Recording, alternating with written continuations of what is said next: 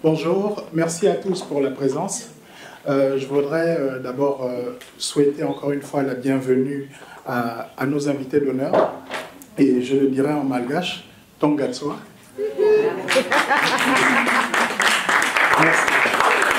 Merci également à nos autres Marocains qui nous accueillent. Je tiens à remercier vraiment ceux qui nous servent d'hôtes aujourd'hui, parce qu'ils ont tenu à vous proposer ce que j'appellerais un festin culturel. Vous avez devant vous des brochettes de chercheurs, une brochette de chercheurs composée de plusieurs nationalités et plusieurs inspirations. Inspiration parce que nous sommes sur un continent riche culturellement, en termes d'influence également. Ça me rappelle un des plus grands inspirateurs politiques, qui est le roi Hassan II, qui a donné une citation qui ne cesse d'inspirer les gens, en parlant du Maroc, disant qu'il a les racines en Afrique et les fleurs en Europe. Ce qui marque et qui souligne vraiment l'importance du positionnement à la fois géographique, mais aussi culturel et stratégique du continent, du Maroc. Donc aujourd'hui, ce panel introductif qui va nous parler de la culture africaine en tant qu'outil de pacification, vous propose donc des panélistes, pour la majorité chercheurs, mais avec des particularités. Par exemple, pour la première intervenante, Madame Fatima Maham Al-Aïn, elle vous parlera donc de la résilience, la paix et la sécurité. Pour la deuxième intervention, nous serons avec Monsieur El Khatib sur les outils de cohésion dans les sociétés amazighs. C'est un cas pratique avec la spécificité amazigh. Ensuite, avec Madame Karen Smith, ce sera donc sur le dialogue interreligieux et interculturel. Après, avec Monsieur Ebodé, nous allons donc souligner un peu l'apport de la littérature africaine dans tout ce qui est pacification, outils de paix. Le propos introductif de Monsieur l'ambassadeur a été très inspirant pour moi, parce qu'il a souligné en fait les éléments sur lesquels notre culture africaine met tout pour renforcer, pour privilégier la culture de la paix. C'est-à-dire, par exemple, le dialogue. En Afrique subsaharienne, on a ce qu'on appelle l'arbre à palabres, où on s'attelle à résoudre les conflits avant que ça ne dégénère. Ça fait partie aussi des mécanismes précoces d'alerte que l'Union africaine ne cesse de rappeler et souligner qui sont importants pour préserver la paix. Ma présentation, elle est introductive, mais nous irons dans les détails avec les différents intervenants. La perspective que j'aimerais que vous gardiez aussi en tête, c'est que la culture se construit d'abord au niveau local. C'est dans les villes que ça se passe. L'identité culturelle est d'abord détenue par nos villes et ensuite diffusée à travers nos territoires, à travers nos différentes régions. Je vous remercie pour l'attention que vous allez apporter à nos différents intervenants. Et je laisse la parole donc à Madame Fatima. Merci. Je rajoute juste quelque chose. Lors de la préparation de cet atelier, on nous a demandé d'être intransigeants avec l'utilisation du temps. Nos orateurs auront 15 minutes, mais en fait, c'est 10 minutes. Et on vous laissera déborder. Merci.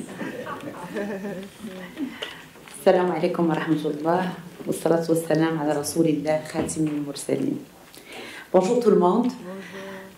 Au nom de Dr Ma'al-Aïnain, c'est comme ça, c'est Ma'al-Aïnain, Alia, je remercie chaleureusement le Centre culturel Iqlil et Africa Women Forum et la Fondation Mohamed V pour l'initiative, Mohamed VI plutôt, pour l'invitation à participer à cette journée mondiale de la culture africaine. Et comme Dr Ma'al-Aïnain n'a pas pu être parmi vous, pour des raisons professionnelles, je suis là, mesdames, messieurs, pour présenter son mot. La culture et son rôle dans la résistance et la promotion des valeurs de paix et de sécurité. La culture a-t-elle un impact sur la gestion des affaires des pays ou était simplement un aspect esthétique et secondaire en dehors de l'arène réelle de la vie des nations, principalement politique et économique?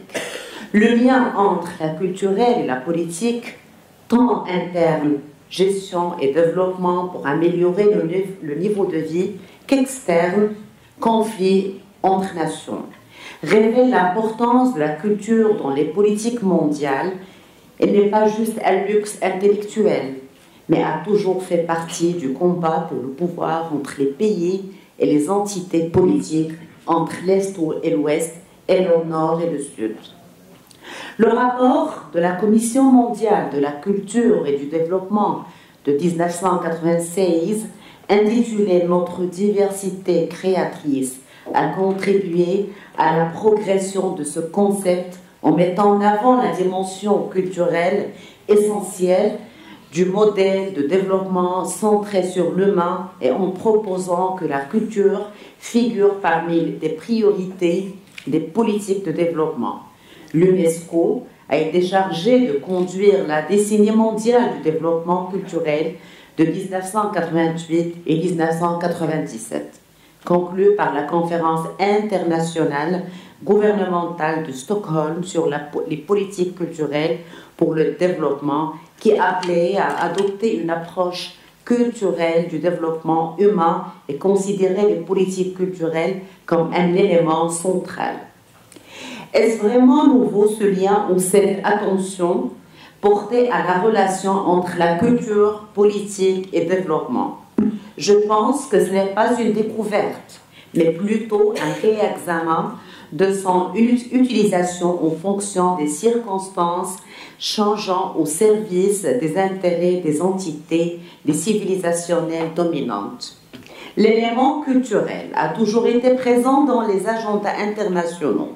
Par exemple, au niveau militaire, les attaques coloniales n'auraient pas pu envahir de nombreux pays, dont le Maroc, sans ces expéditions exploratoires parcourant les régions du nord au sud et d'ouest au est, prenant l'homme avant la terre comme objet d'étude et de recherche.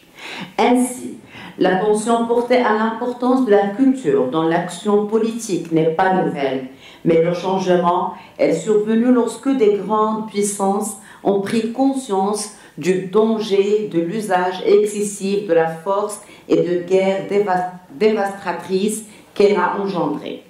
Ils se sont alors tournés vers l'homme, vers la culture, et ont modifié leur stratégie pour adopter ce que Joseph Nye a appelé le soft power, signifiant qu'un pays peut avoir une influence morale à travers les idées, principes et valeurs qu'il incarne, notamment dans les domaines des droits de l'homme, des infrastructures, des arts et de la culture en général. Est-ce que cela est nouveau pour notre culture? Les tribus se félicitaient mutuellement lorsque un poète émergeait parmi elles, car cela représentait une grande source de fierté. Ils ne félicitaient que trois choses: la naissance d'un bébé, l'émergence d'un poète ou la naissance d'un cheval. Ces trois éléments étaient les sources du pouvoir dans la vie des Bédouines. Les poètes étaient les porte-parole de leur tribu et leurs leaders d'opinion. Et les soutenaient lors des moments difficiles et les encourageaient pendant les guerres, car un poète galvanisait son peuple et les incitait de combattre les ennemis en louant leur bravoure et leur courage dans les batailles. Aujourd'hui, nous avons besoin de renforcer nos liens avec nos cultures locales pour y chercher des forces permettant de promouvoir les valeurs de paix, d'amour et de tolérance qui sont nombreuses. L'espace hassani. La littérature hassani est associée à un espace géographique et culturel comprenant des locuteurs de la langue hassani, un vaste territoire. Cette région a été désignée sous divers noms dont les écrits des voyageurs arabes et étrangers, ainsi que dans ceux des militaires en fonction de critères géographiques, ethniques ou des liens de certaines cités aux monuments culturels. Le nom popularisé est la terre de Bénin et contraste avec le pays des Soudans, utilisé dans les écrits historiques et géographiques. Toutefois, le concept de Bénin a acquis une dimension culturelle plus que raciale ou liée à la couleur de peau. En effet, un Bénin est une personne qui parle la langue hassani, porte une tenue distincte et possède une identité culturelle qui le distingue des populations voisines. Ce domaine culturel s'étend du Wadi Noun au nord du Maroc jusqu'au fleuve Sénégal au sud et de l'océan Atlantique à l'ouest jusqu'au Mali à l'est, Maroc et Mauritanie.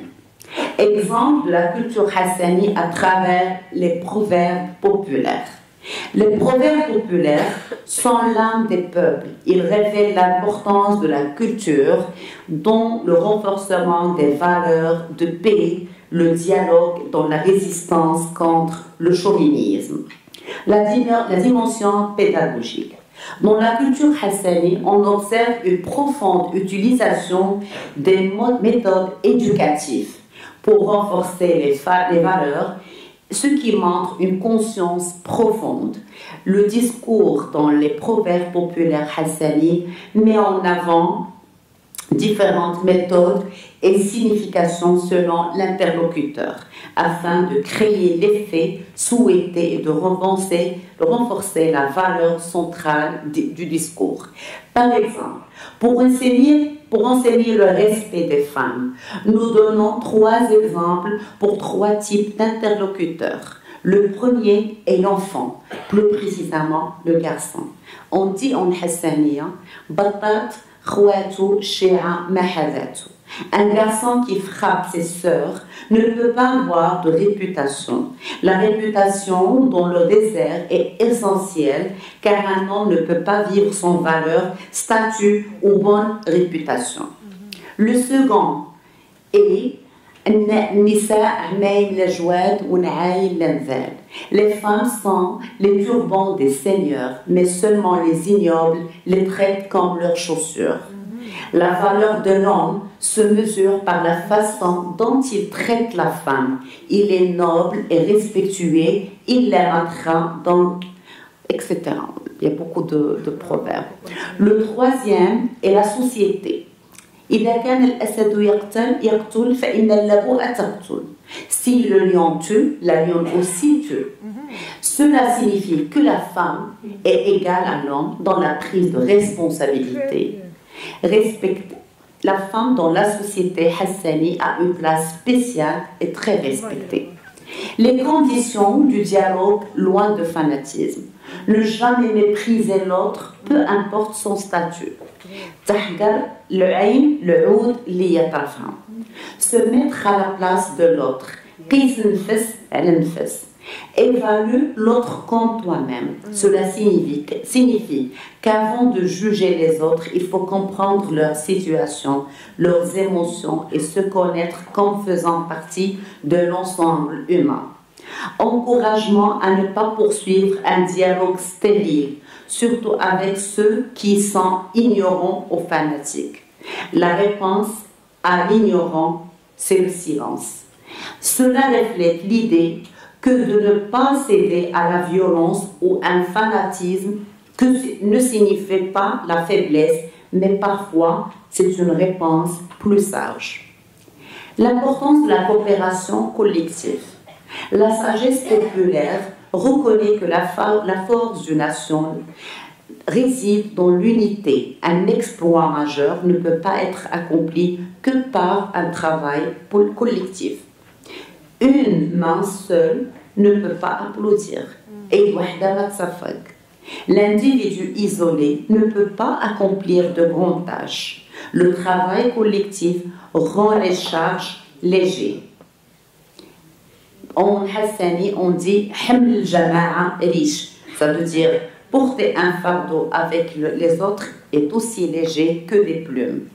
Ces exemples de notre culture populaire marocaine, notamment hassani, montrent bien l'attention portée à tout ce qui contribue à renforcer les liens des dialogues, d'amour et de paix entre les gens. Je vous remercie. Merci beaucoup, Madame Maha Al-Aïni, pour cette intervention. Votre intervention a été bénéfique parce qu'elle a rappelé les deux éléments qui composent vraiment la culture africaine, l'élément matériel et l'élément immatériel. Et à partir de l'élément immatériel, avoir parlé des poètes dans ce que les poètes représentent dans la culture et l'oralité africaine, c'est quasiment ce qui fait aussi la culture africaine à travers les contes. On va passer à la prochaine intervention de M. Katir Al-Abou Hassem sur les outils de cohésion dans la société amazigh. Je vous laisse la parole. Merci. Merci en Tamazight. Et Azufillah, c'est salut pour apprendre au moins 2 mots. Donc, merci aux organisateurs de cette rencontre pour célébrer un peu les cultures de l'Afrique. Moi, je parle de la culture africaine parce que c'est pas toujours ce souci de standardisation. Donc là, alors qu'il faut parler au pluriel, donc, je vais parler ici d'une des anciennes aussi cultures de l'Afrique, qui est la culture amazigh. On sait que les Amazirs sont étalés, c'est l'un des peuples anciens connus en Afrique du Nord. Ils ont été contemporains des pharaons, ils ont aussi rentré en contact avec les Phéniciens, les Romains, les autres peuples du bassin méditerranéen. Ils sont rentrés aussi participer au mouvement des civilisations comme les religions, comme le christianisme, l'islam et le judaïsme. Donc c'est une profondeur historique, mais aussi l'étendue géographique. On sait que les Amazirs aussi occupent une grande partie de l'Afrique du Nord, a marqué un peu et les contacts avec les autres peuples, a marqué leur civilisation de diversité. De toute façon, on ne parle pas ici aussi, même au niveau des autres cultures, c'est des diversités, des modes d'organisation différents. On passe des sédentaires, des transhumants, du nomade qui a milieu, c'est des formes différentes, aux marins aussi, c'est des grandes différentes qui marquent cette culture de diversité. Donc, pour un peu, dans cette intervention, je vais essayer de vous ramener un peu, pas à la culture au sens un peu littéraire et tout ça, mais la culture au sens anthropologique, c'est le mode d'organisation, pour montrer un peu comment les cultures, c'est des instruments de cohésion, comment il intervient comme des outils, il offre en quelque sorte à des sociétés des outils pour vivre ensemble, pour construire ce qu'on appelle maintenant la cohésion sociale. Mais c'est la cohésion sociale à l'échelle petite, si on peut parler même de cohésion communautaire. Donc je dis que les sociétés amazirs, là on va parler dans un autre, c'est avant le rattachement à des États-nations, parce que maintenant on sait que les Amazirs, ils vivent plus en de petites communautés comme avant, mais ils sont rattachés à des États-nations entre l'Égypte, la Libye, la Tunisie, le Burkina Faso, le Niger, le Maroc et les autres pays. Il y a aussi des petits groupes comme Mauritanie. Avant leur intégration, je dis attachement aux États-nations, mais aussi leur intégration à leur structure administrative, parce que c'est ça qui a amené le bouleversement. Donc, avant ces bouleversements, les Amazirs vivent, comme toutes les sociétés traditionnelles, dans ce qu'on peut appeler la société anthropologique, c'est comme des petites souverainetés locales, des petits groupes, c'est des souverainetés locales, donc c'est des groupes autonomes qui gèrent collectivement un territoire, ils sont là pour à la fois défendre et exploiter collectivement un territoire. C'est dans ce cadre-là qu'on peut faire un peu, pour passer vite, pour un peu articuler certains fondements de cette culture, la culture amazigh avec la thématique chezwi, c'est-à-dire la cohésion sociale. montrer que c'est en fait la société, c'est-à-dire le propre de l'homme, c'est pas simplement qu'il vit en société, c'est qu'il invente aussi des sociétés. Donc c'est là où il s'inspire, donc c'est des éléments culturels pour fonder la société. C'est-à-dire en fait, c'est réussir parce qu'on sait la cohésion sociale, c'est des processus sociaux, la cohésion sociale, c'est des processus sociaux, il est construit sur certains principes et certaines valeurs et des croyances. C'est-à-dire ce qui permet au fait à des groupes qui vivent ensemble de vivre ensemble, de se maintenir, c'est-à-dire de se consolider et aussi de participer collectivement à la vie du groupe. Donc ça veut dire en dehors de toute exclusion, autre chose. Et donc dans ces cadres, ça veut dire que dans les sociétés traditionnelles amazighes, je vais essayer de vous montrer un peu comment certains outils ils étaient mobilisés pour un peu maintenir la cohésion du groupe, parce que c'était intéressant, parce qu'on vit, on sait que le propre des sociétés traditionnelles où il n'y a pas de pouvoir politique, ça veut dire un pouvoir spécialisé pour le maintien de l'ordre, ça veut dire qu'ils développent des outils sociaux, ça veut dire des processus sociaux pour maintenir l'ordre, mais aussi maintenir la cohésion pour que la société vive, mais aussi maintenir des rapports avec les voisins, ça veut dire dans des cadres un peu élargis pour un peu avancer. Donc parmi les grands, ça veut dire les grands principes ou bien des valeurs développées dans ça veut dire la longue histoire de ces sociétés, c'est d'abord ce qu'ils appellent, ça veut dire c'est la culture du consensus et de l'inclusion.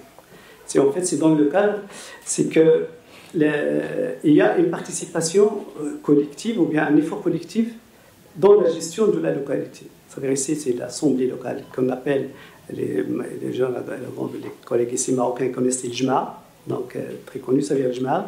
C'est en fait c'est des assemblées qui réunissent ça veut dire tous les membres du groupe pour un peu débattre et gérer collectivement. Mais ça veut dire cette gestion, ça veut dire il instaure un certain, ou bien il apprend un certain humilité, parce qu'il faut écouter l'autre, mais pas aussi beaucoup parler, parce que même ils disent quand on a trop, quand ils disent qu'il a qui gagne le tien, ça veut dire quand il y a beaucoup à dire, il faut se taire. Donc c'est pour un peu ne pas perturber. En même temps, ça veut dire c'est tous les membres, ça veut dire de la communauté, ils ont le droit de participer aux assemblées de l'Ejma'. Ça veut dire, je parle ici des membres, généralement c'est les hommes, parce que et donc, ils participent, ça veut dire se construit les décisions, ça veut dire on se réunit pour, ça veut dire arriver à des accords. Mais ces accords, ils ne sont pas pris en majorité comme les démocraties actuelles. Ils sont pris, ça veut dire par le consensus.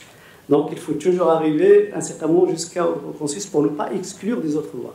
Donc il y a toujours, par exemple, quand il y a un différend, il y a d'autres mécanismes sociaux qui interviennent. Il y a les persuasions, il y a les arbitrages, il y a toujours les sages, par exemple, les marabouts. Tout cela intervient pour un peu amener des personnes à faire le consensus pour qu'il n'y ait pas de cette exclusion. Donc c'est un élément très important parce que c'est le consensus et l'inclusion. Aussi dans la gestion. Dans la gestion, comme je dis, ça veut dire c'est le consensus, c'est par le dialogue, la négociation et l'arbitrage, mais aussi la gestion collective des affaires communes. Ça veut dire en fait, pour ne pas arriver à des conflits entre des intérêts différents, ça veut dire chacun il participe dans la gestion. Ça veut dire quand il y a une affaire commune qui rassemble tous les membres de la communauté, donc ils participent tous dans le travail de ce collectif. Mais quand il s'agit des endroits, par exemple, surtout les intérêts, tout ce qui concerne l'économie, par exemple l'irrigation, l'élevage et tout ça, la participation, il se fait en fonction du prorata, ça veut dire des intérêts. Ça veut dire, par exemple, la gestion des troupeaux collectifs, ça veut dire je ne peux paître les jours que je veux paître, ça veut dire c'est en fonction du nombre de cheptels que j'ai, ça veut dire des têtes. Je ne vais pas, par exemple, faire un jour chacun. Alors moi, j'ai deux têtes, l'autre il a 3 têtes, 4 têtes. Donc il faut une rotation selon le nombre de têtes parce que la participation, elle doit être en prorata de termes qui sont. La même chose, cette assemblée, de toute façon, cette assemblée, qui n'est pas vraiment une assemblée, qu'on va dire par exemple électorale, mais c'est une assemblée qui est diffuse, c'est-à-dire que c'est l'ensemble de la société. C'est-à-dire que ce n'est pas une structure dans la société, mais c'est l'ensemble de la société qui gère. C'est-à-dire qu'il gère les conflits entre les membres, mais aussi il défend les intérêts du groupe. La même chose, pour un peu aller vite, parce que je vois le temps carré, c'est aussi dans le domaine juridique. ça veut dire c'est aussi un système basé plus sur la réparation. Donc c'est pas un système punitif. C'est pas de la punition qu'on cherche, mais c'est plus de, ça veut dire réparer le mal.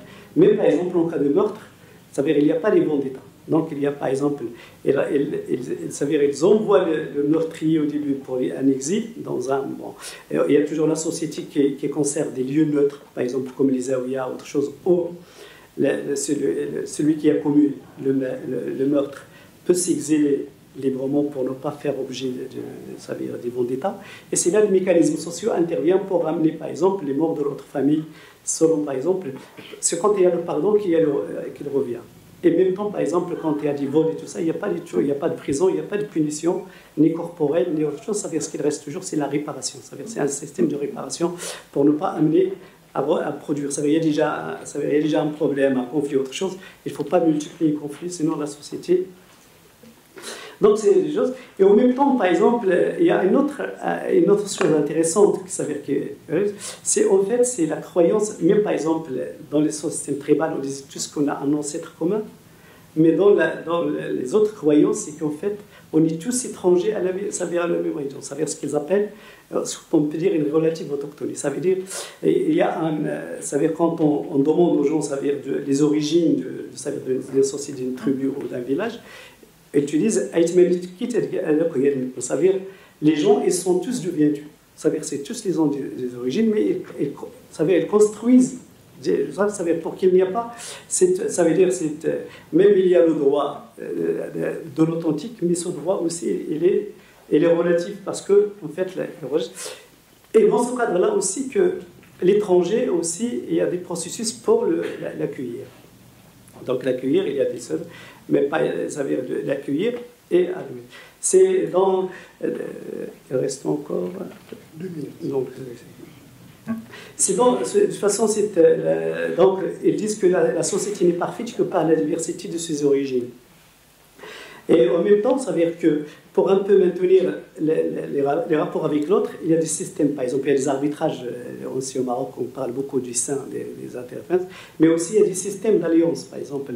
Il y a des alliances qui maintiennent les équilibres parce qu'ils ne se mettent en jeu que quand une partie menace l'existence des nôtres. Ça veut dire qu'ils interviennent parce que c'est des systèmes de solidarité qui sont équilibrés sur tout le territoire. Ils appellent les ça veut dire binaire.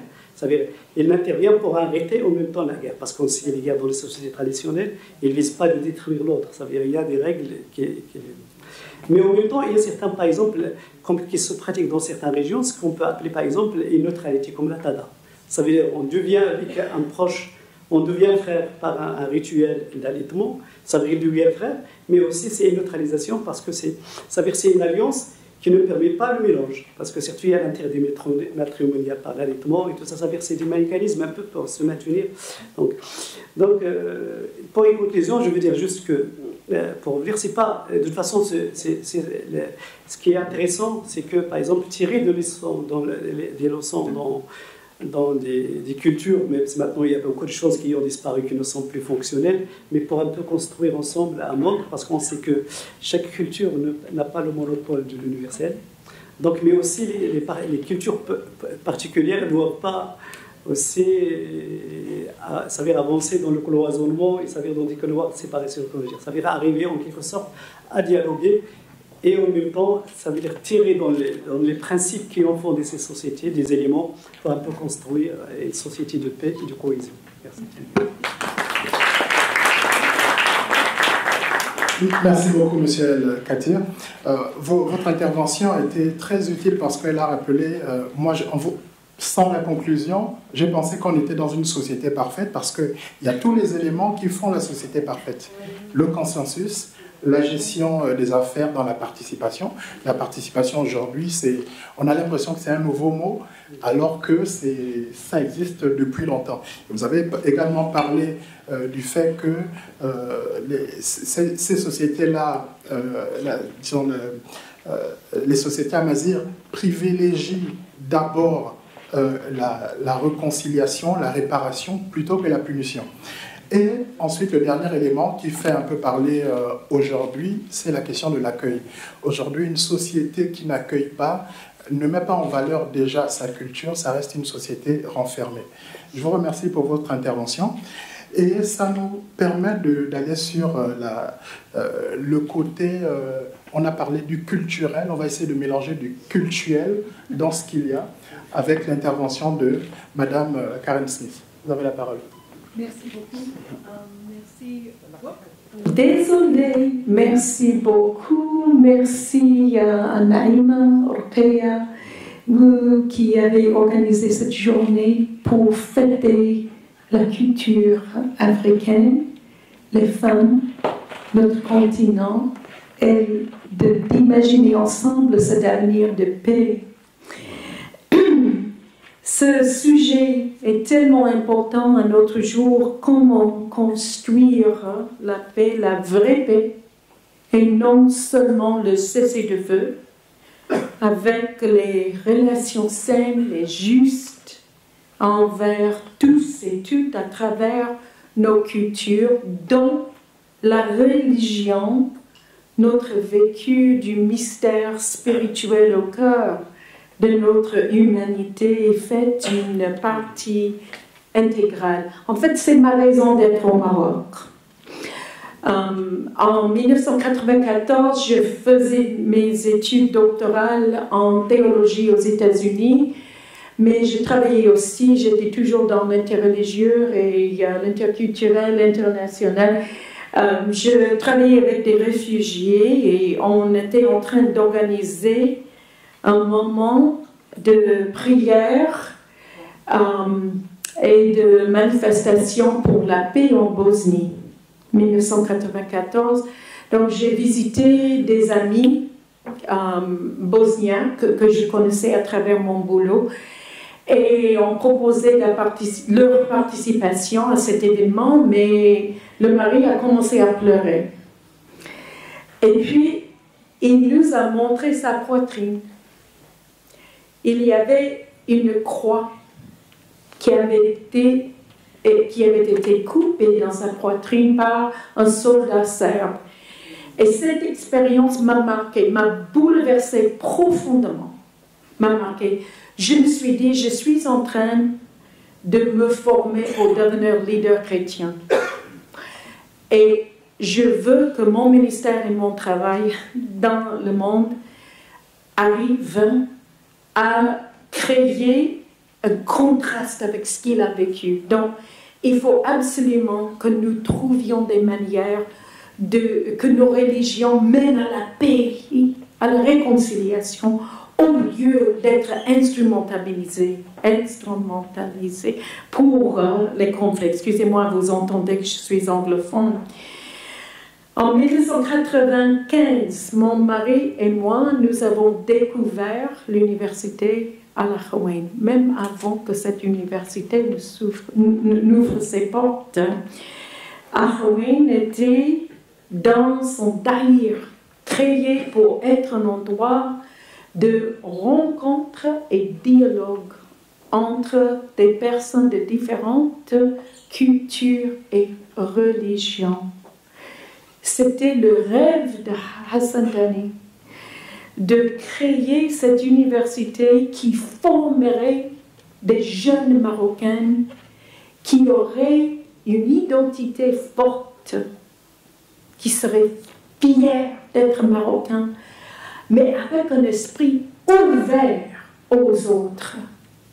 Donc, une université qui ne s'intéressait pas uniquement à l'intellectuel, mais à la formation des personnes qui seraient de bons citoyens, citoyennes, marocains et dans le monde également.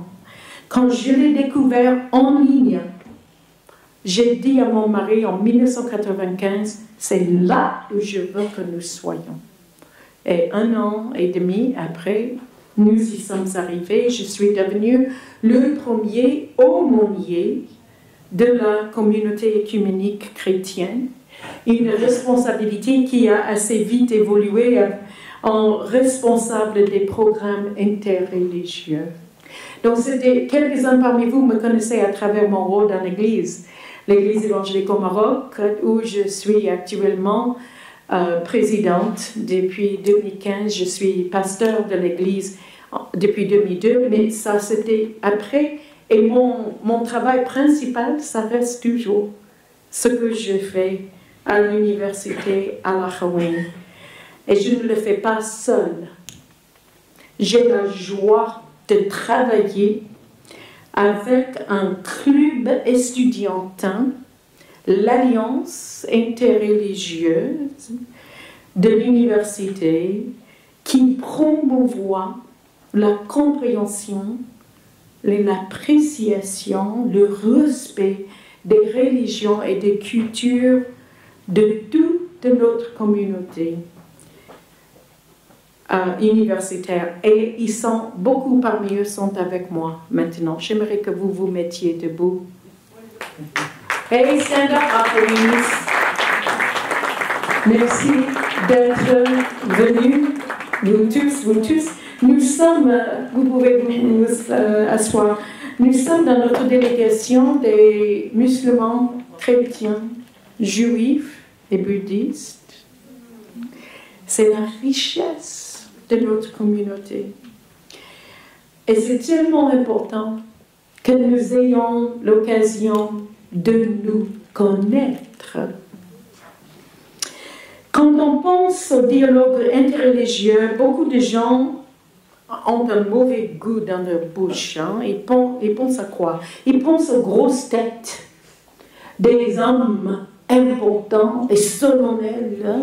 Des leaders officiels reconnus dans la communauté religieuse, professeurs, prêtres, imams, ulama, qui se mettent autour d'une table pour discuter les préceptes, les principes, les valeurs de leur religion et comment ça correspond aux diffère des préceptes, des principes, des valeurs d'autres. Et ça, c'est une variété de dialogues qui est important, bien sûr. Symboliquement, surtout, et il y a toujours des textes qui sont issus, et on peut faire référence aux textes, hein. Ça, c'est important, mais très souvent, ça ne traduit pas en rencontre entre les pratiquants ordinaires, entre les populations. Ça risque d'être une activité élitiste qui n'a aucun impact concret au-delà de la tour d'ivoire. Surtout comme ceux qui ne maîtrisent pas la religion en sont exclus ou n'osent pas y participer. Et c'est un modèle qui provoque des peurs. Ah, je ne peux pas, je n'ai participé parce que peut-être je ne vais pas représenter ma religion correctement. Je serai humiliée, je vais perdre le débat. Je serai déstabilisée peut-être par ce qu'ils disent d'autres, ébranlée dans ma propre foi. Peut-être que je trahirai ma religion, ma communauté. Il y a beaucoup de peurs qui sont évoquées quand ça, c'est le seul modèle. Mais regardons le mot dialogue. Dialogos, dialogia. Dia, c'est une préposition qui veut dire traverser. Et logos, une parole qui traverse la distance entre nous. Johnny Clegg, c'est un chanteur de l'Afrique du Sud qui avait une belle chanson dédiée à Nelson Mandela pendant que lui, il était en prison. Il a demandé dans cette chanson qui a les paroles pour fermer la distance entre nous, entre vous et moi. Asimbonanga. Exactement. Donc, normalement, une telle rencontre, des paroles qui traversent la distance, ne peut pas se faire dans un contexte de peur, de méfiance, de compétition, mais dans un contexte de confiance, de respect, d'ouverture. Le dialogue n'est pas entre des religions. Non, le dialogue est entre les pratiquants des religions qui ont tous et toutes une expérience spirituelle humaine formée et exprimée à travers des traditions religieuses, mais au cœur une expérience qui s'ouvre vers l'autre. quand on a un contexte dans lequel on peut l'échanger. Un dialogue qui ne dépasse pas la dimension théorique, le domaine des préceptes, des principes, sera rarement utile en traversant la distance entre nous. Ne nous aidera pas de rencontrer l'autre, de mieux comprendre l'autre, d'apprécier l'autre. Mais qu'est-ce qui, alors, nous aide à le faire? Comment construire une autre manière de dialoguer entre nous? Pour être fidèle à mes convictions, je dois vous demander de poser cette question à un voisin. Je ne plaisante pas. Tournez vers quelqu'un. Qu'est-ce qui est nécessaire pour créer un tel dialogue, pour fermer la distance? Vous avez peur de parler avec la personne qui est à côté? N'ayez pas peur. Ce n'est pas une compétition, il n'y aura pas de gagnants-perdants. Je vous promets. Donc, 1, 2, 3. Qu'est-ce que c'est le conflit?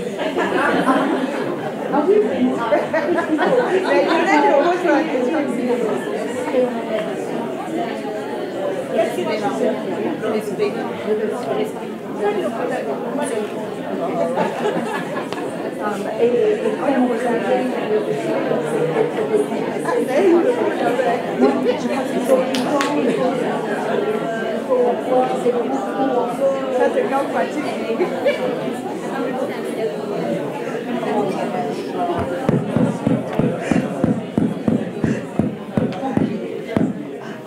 Très bien.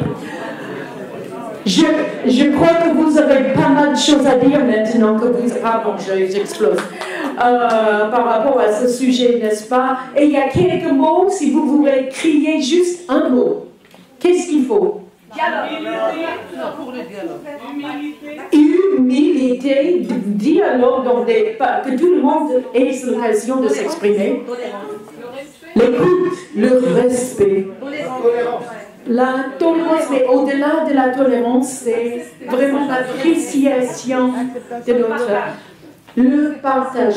Mes chers amis, ça ne se fait pas tellement uniquement dans un contexte de parler, comme ça, comme nous sommes, mais d'être ensemble, de partager du temps ensemble, d'avoir des projets ensemble, de servir ensemble l'un à côté de l'autre, de partager des expériences de voyage, de découverte, des expériences culturelles. Tant de choses que nous faisons, j'aimerais partager avec vous, mais je n'ai pas le temps. Mais il y a aussi tant de choses que vous pouvez partager avec moi, que vous avez déjà fait. Je vais terminer juste pour dire que j'enseigne un cours à l'université Al-Akhawain. C'est le dialogue interreligieux à travers la création ensemble, co-creation. Et les 2 dernières années, c'était la co-création musicale. J'ai 2 des étudiants qui ont participé, qui sont avec moi, Amélie et Wissal. J'aimerais terminer juste par une démonstration et je vous invite d'y participer. OK? Can you guys come here? I'm sorry. Je ne les ai pas avertis.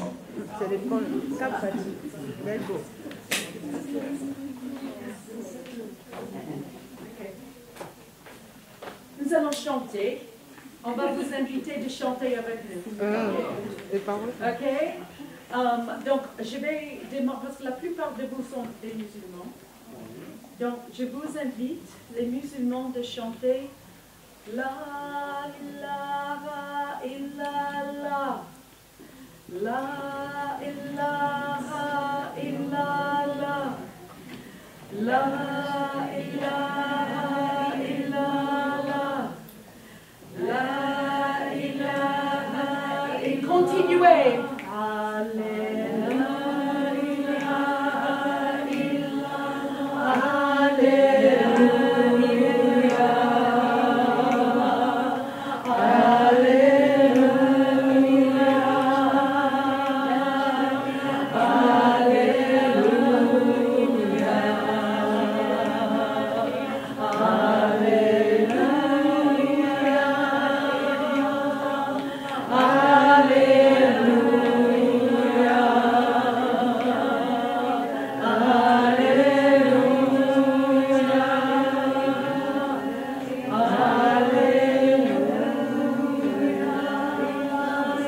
produit, hein. On enregistre.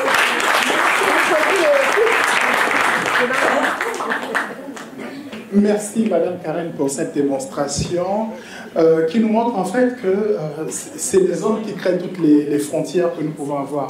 Frontières physiques, frontières mentales, parfois frontières émotionnelles, parce que avec l'intervention que nous venons d'avoir, pour moi ce qui est resté derrière, c'est la question de l'amour.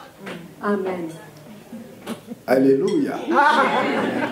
Je vous remercie pour cette intervention parce que moi j'ai vu deux efforts à travers votre parcours personnel qui nous a conduit vers cette démonstration. Il y a un effort linguistique. Linguistique parce qu'elle est anglophone, elle nous a parlé en français dans un pays arabophone. Alhamdulillah. Et elle parle en darija. Ensuite, le deuxième effort, c'est l'effort religieux. C'est ce qu'on vient de voir à travers la démonstration qui montre que musulmans et catholiques, musulmans et chrétiens, excusez-moi, peuvent parfaitement chanter ensemble le même Dieu. Je vous remercie pour cette intervention. Mais après, il y a eu une petite intervention qui est peut-être passée inaperçue dans un échange de regards et de mots entre Monsieur l'ambassadeur et Madame Karen. C'est un mot qui est passé, Asi Bonanga. Asi Bonanga.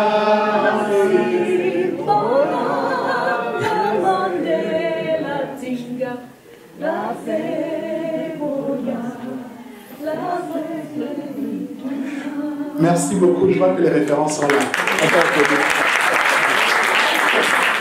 Ça, c'est un vrai message pour montrer que la culture unit les peuples. Et si on se faisait la guerre, on peut au moins faire la pause pour chanter, pour danser, pour échanger, pour boire un verre, etc. On va partir du côté de la littérature avec Monsieur Eugène Ebodé, qui va nous montrer, en fait, qui va nous démontrer qu'il y a aussi de la diversité culturelle dans les écrits. Monsieur Ebodé, vous avez la parole. Et 10 minutes, peut-être moins, si vous êtes rapide.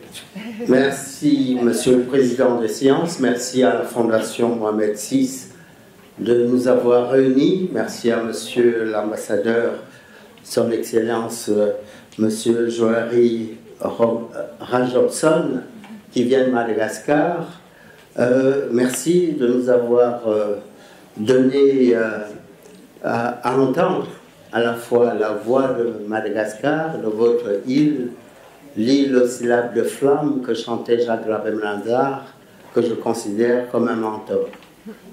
Je viens de l'Académie du Royaume du Maroc et cette académie, sous la protection, placée sous la protection de Sa Majesté le Roi Mohamed VI, que Dieu l'assiste, a bien voulu créer, il y a 3 ans maintenant, la chaire de littérature et des arts africains à l'Académie du Royaume du Maroc, pour que celle-ci puisse être notre creuset, notre tambour, pour porter les littératures africaines, je dis bien les littératures, pour que sa diversité soit célébrée. Et cette diversité, elle est à l'image de l'Afrique. Près de 1,4 milliard d'habitants, c'est pas rien. Une grande diversité des aires culturelles, qu'elles viennent de la partie arabo-berbère où nous sommes, en descendant vers l'océan Indien, où vous venez, Son Excellence, Monsieur l'ambassadeur, qu'elle aille de Dakar à j'allais dire Tananarive, mais à Zanzibar, eh bien, cette diversité est aussi géographique. Et vous avez eu l'amabilité de signaler qu'il y a beaucoup de langues en Afrique, Son Excellence, en les situant à un horizon qui dépasse les 1500, ce que dit d'ailleurs un historien, un philosophe, qui est originaire de ce Maroc où nous sommes, et qui dit que l'Afrique représente 50% des langues mondiales. Et 50% des langues mondiales, ce n'est pas rien. Alors, en parlant de diversité littéraire, il se trouve que cette diversité, est-ce qu'elle correspond aux langues africaines? Là, la question peut être négative parce que des littératures africaines, on connaît surtout la plupart celles qui sont issues des colonisations. Et du coup, l'Académie du Royaume du Maroc a constaté que les littératures africaines célébrées partout dans le monde sont peu reçues là où elles ont trouvé leur terreau originel.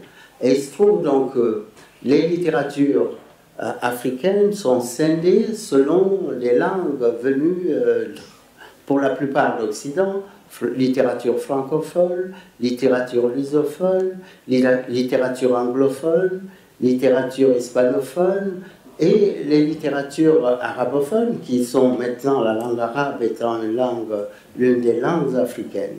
Eh bien, ce ne sont que celles-ci qui peuvent être revendiquées comme étant des langues africaines, et les autres, où sont-elles passées? C'est pour cela qu'il y a eu en 1962 un congrès en Ouganda qui a célébré, au fond, qui a permis à un rassemblement d'écrivains de se rendre compte que les langues africaines pouvaient elles aussi être des langues de littérature, alors que pour ce qui concerne l'autre branche des littératures africaines, quand elles sont orales, eh bien, le consensus est général.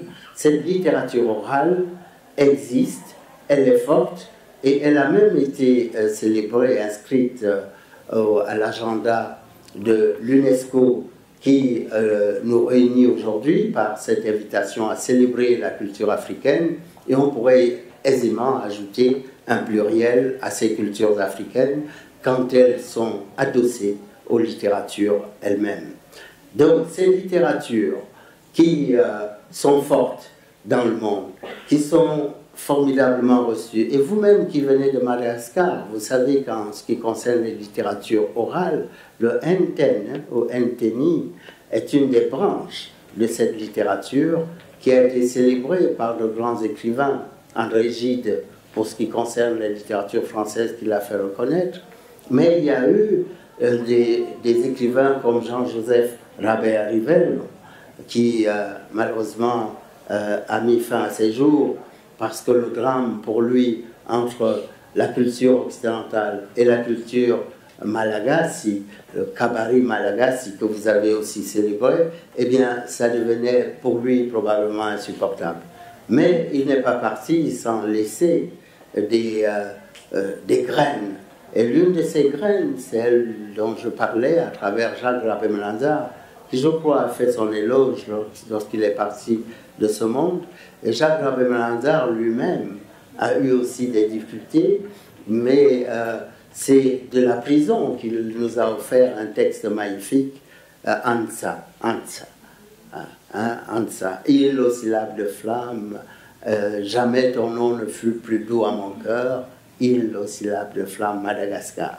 Je serai le plus fidèle de tes enfants et peut-être même le plus fougueux de tes amants, île aux syllabes de flamme. C'est Madagascar qu'il chantait, mais pas seulement Madagascar, c'est toute l'Afrique qu'il célébrait et qu'il a d'ailleurs formidablement représenté au premier congrès des artistes et écrivains noirs à la Sorbonne. En 1956, il sortait de prison, il en a été le président d'une magnifique séance qui avait été lancée par Alioune Diop. Et les cultures et littératures africaines que l'Académie célèbre ont fait en sorte que l'année dernière, une des écrivaines malgaches, Michel Rakotosson, est venue à l'Académie du Royaume du Maroc. Et cette écrivaine remplaçait d'ailleurs aussi un autre écrivain malgache que vous devez connaître, Jean-Luc Raharimanana.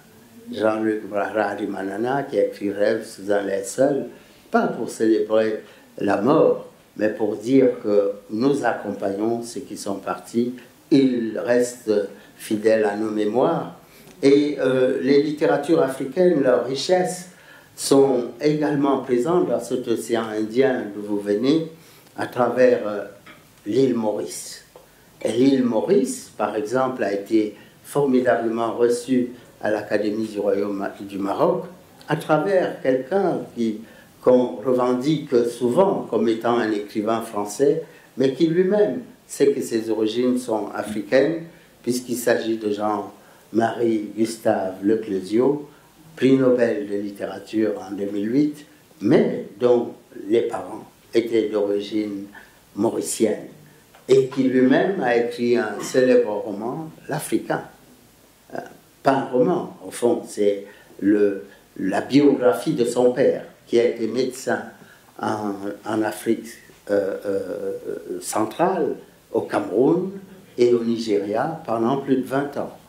Donc, les littératures africaines, portées par une multiplicité de voix, partent, je l'ai dit, de l'oralité à l'écriture, mais en restant un peu sur le plan de l'oralité, à l'Académie du Royaume du Maroc, d'où je viens. Aujourd'hui même, l'Académie réunissait autour du Fa, autour des récits du Fa, une anthologie pratiquée en Afrique de l'Ouest, c'est-à-dire originaire du Nigeria, justement, du Bénin, pratiqué au Togo, également au Ghana, voire en Côte d'Ivoire.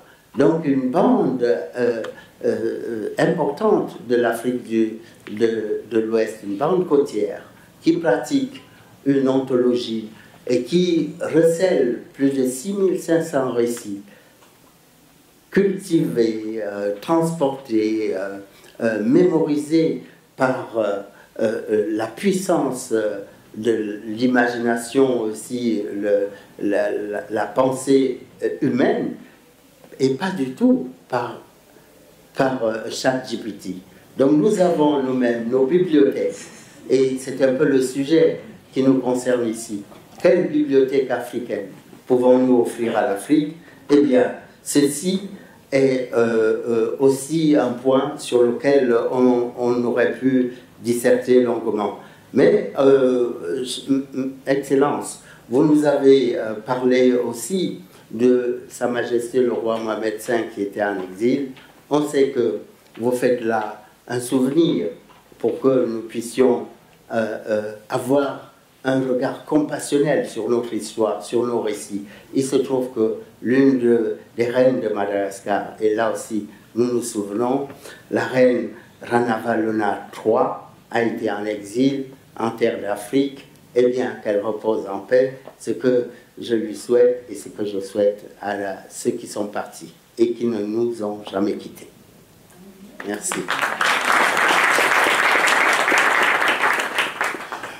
Merci encore pour votre contribution, Monsieur Ebodé. En fait, moi, j'ai été impressionné par deux choses dans votre intervention. La première chose, c'est, je suis désolé de le dire, mais c'est votre maîtrise de la prononciation des noms malgaches.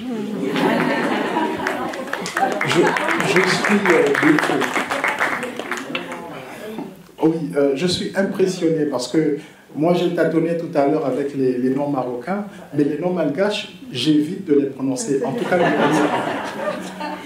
bon, ça, c'est la première chose qui m'a impressionné. La deuxième, c'est vraiment l'immensité de votre savoir sur la littérature africaine et particulièrement la littérature malgache. Moi, avant de préparer cette rencontre, je me suis cultivé sur la culture malgache, histoire de redorer un ce blason, parce que c'est la première fois dans un événement culturel, et je salue Naïma pour ça, que un pays insulaire est mis à l'honneur. Vous pouvez chercher dans les événements culturels qui ont eu lieu au Maroc. Vous avez cité Maurice, qui est une des sœurs de Madagascar. Même Maurice ou d'autres îles africaines ne sont pas honorées. Et ça, c'est le chapeau que je tire au gouvernement du Maroc. La Fondation est le meilleur avocat et diplomate pour créer ce genre d'événement. Je vous remercie pour votre intervention. Je n'ai quasiment rien à dire si ce n'est que d'inviter les étudiants peut-être à se rapprocher un peu plus d'explorer cette culture africaine qui nous renseigne sur beaucoup de choses. Parce qu'à travers les différentes interventions que nous avons eues aujourd'hui, on a vu effectivement que la paix est construite par la culture. Le développement aussi se construit par la culture. Les efforts du gouvernement marocain sur la promotion de la jeunesse et la mise en valeur des industries culturelles et créatives en sont un symbole. Chaque année, il y a des festivals qui sont organisés au Maroc. Il y a par exemple le festival Marouazine dont tout le monde connaît, et un autre qui est très important, qui est très important aussi, c'est le festival de la tolérance, organisé à Agadir effectivement. Et je vous parlais en introduction de l'identité des villes. Chaque ville a une identité et vous arrivez à retrouver ça sur le sol chérifien, donc au Maroc. Une identité, par exemple, nous avons Fès, qui est considérée comme une capitale religieuse. Nous avons une capitale des Lumières, Rabat, la ville des Lumières. Cette petite parenthèse, digression que je fais sur les villes, c'est simplement aussi pour porter l'étendard que je représente, celle d'une organisation des collectivités locales.